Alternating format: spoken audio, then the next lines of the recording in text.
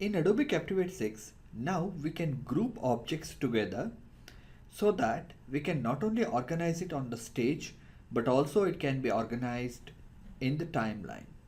To do the grouping, we have to do multi-select of objects.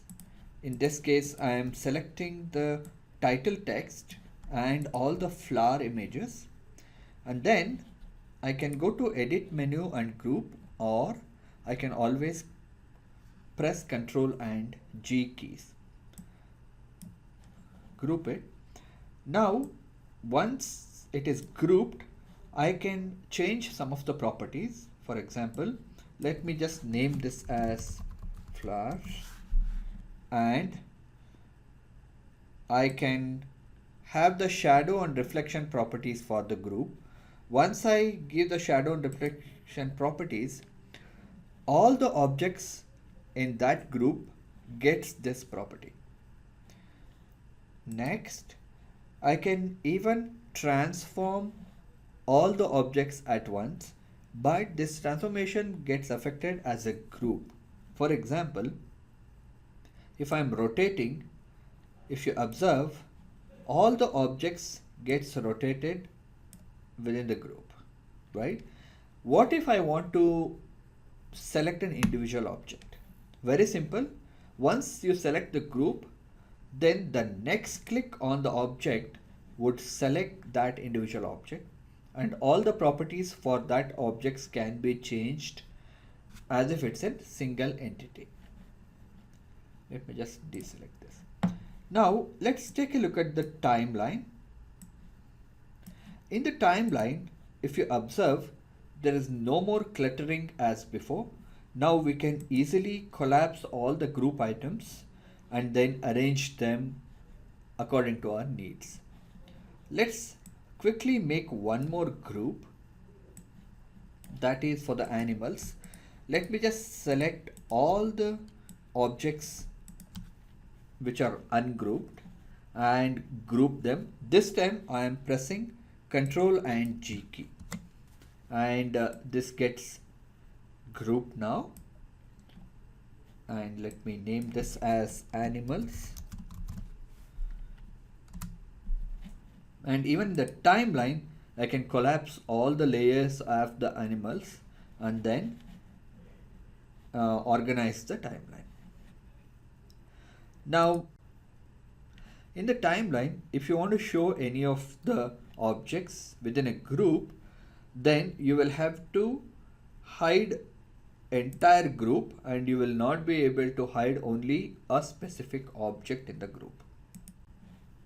Next is how other objects behave for this group. Let's select another slide, and let me just show you by inserting a click box.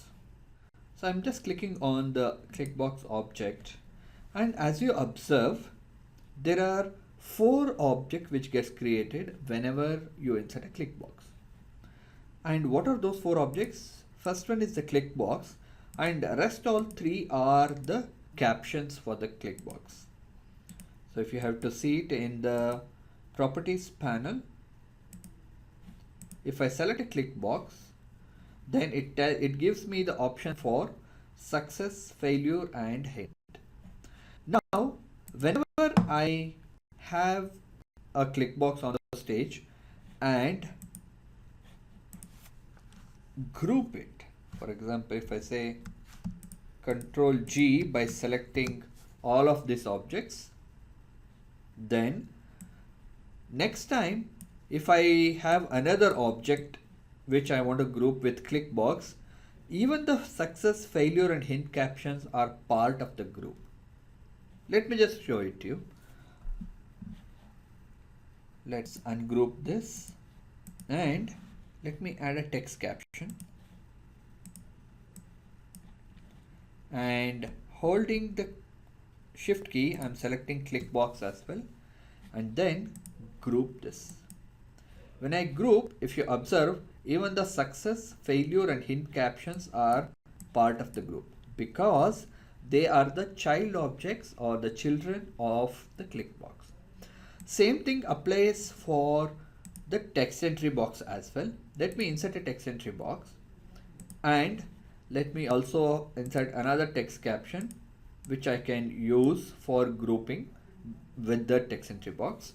When I hold shift key and select the text entry box, observe submit is not selected, but it's a child of the text entry box. Now when I create a group out of it, even the submit button gets inside that group. I hope I was clear on this.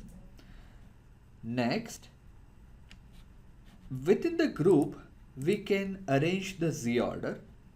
For example, in this group, I can always bring the text caption below the click box, or I can always swap between the Z order of text caption and text entry box.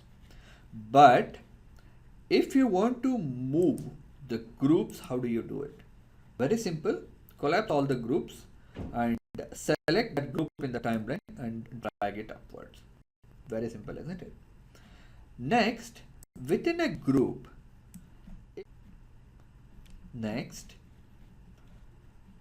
how does a placeholder object behave for a group?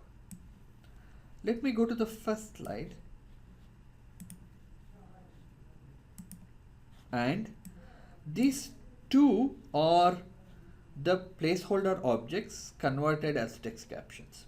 That means when I inserted these captions on the slide, they were actually placeholders, and then I converted them as a text caption. Let's select these two and see whether I can group them. Go to the edit menu, and if you observe, the group option is disabled. What does that mean? That means if you have an object which you have achieved by converting a placeholder, those objects cannot be grouped. That's for the reason that if you are applying a theme which is different than the current one, a different theme, then all those placeholder objects gets mapped to the new theme.